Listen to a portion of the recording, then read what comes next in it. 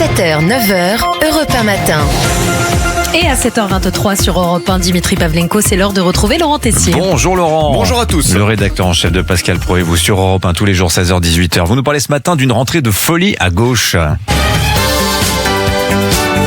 L'élection présidentielle, c'est dans 8 mois, mais déjà du côté de la France insoumise et des écologistes, c'est une rentrée de folie, c'est un festival. La députée LFI Clémence Guettet était sur France Inter hier matin, et alors là, accrochez-vous bien, vous êtes parents, vous avez des enfants, vous êtes une famille, vous en êtes fiers, eh bien, c'est de l'extrême droite. Le fait est qu'aujourd'hui, la famille traditionnelle, vous l'avez dit, elle est survalorisée. Le couple, majoritairement couple hétérosexuel, la famille avec des enfants. Pas besoin de vous rappeler la devise de la France pétainiste. C'est une forme d'extrême droitisation de la société que de revenir à cette famille traditionnelle. La famille traditionnelle est une forme d'extrême droitisation de la société. Vous êtes ravis de l'apprendre ce matin. Chaque jour, une pépite en ce moment. La semaine dernière, aux universités d'été de LFI, la députée européenne Manon Bry annonçait tout simplement vouloir interdire les milliardaires. Il ne faudra pas seulement taxer les riches, mais interdire les milliardaires. D'un point de vue purement économique, les milliardaires sont des formes de nuisibles. Et chaque jour une pépite et la liste commence à être longue entre cette table ronde animée par la députée européenne Rima Hassan, où il a été question d'abroger le délit d'apologie de terrorisme. Faut-il abroger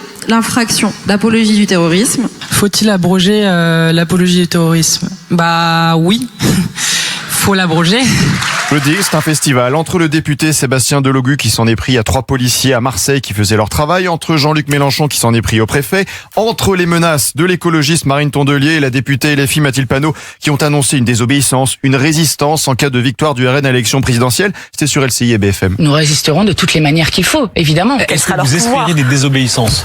Oui, mais je sais qu'il y en aura très peu. Et nous ne sommes que le jeudi 27 août. Pendant ce temps, l'écologiste Sandrine Rousseau appelle à s'opposer physiquement aux chasseurs lors de l'ouverture de la chasse. Il va nous falloir nous affronter à cette ouverture de la chasse et j'espère que nous serons nombreux et nombreuses à aller dans les forêts, dans les campagnes, dans les lisières, sur les chemins. C'est parce que nous serons là, debout, face à eux, physiquement, qu'enfin ils prendront conscience de la réalité de ce que nous sommes. Nous assistons à des appels à l'affrontement et ça passe. Sandrine Rousseau a aussi fait cette promesse. Si notre radicalité ne plaît pas, eh bien, c'est que vous faites partie du problème. Ma résolution de la rentrée, c'est que je n'en ai plus rien à péter de leur bienséance. Allez, et si nous résumons la rentrée de LFI et des écologistes, des appels à la désobéissance, l'affrontement, des menaces, des interdictions dans tous les sens, médias, milliardaires. Si vous rajoutez aussi le syndicat CFDT qui s'est dit favorable à une taxe sur les héritages dès le 1er euro. Alors oui, vraiment Dimitri, c'est une rentrée de folie à gauche. Merci beaucoup Laurent Tessier, mais quel résumé. On parlera d'ailleurs tout à l'heure après 8h30 avec Eugénie Bastier du congé amical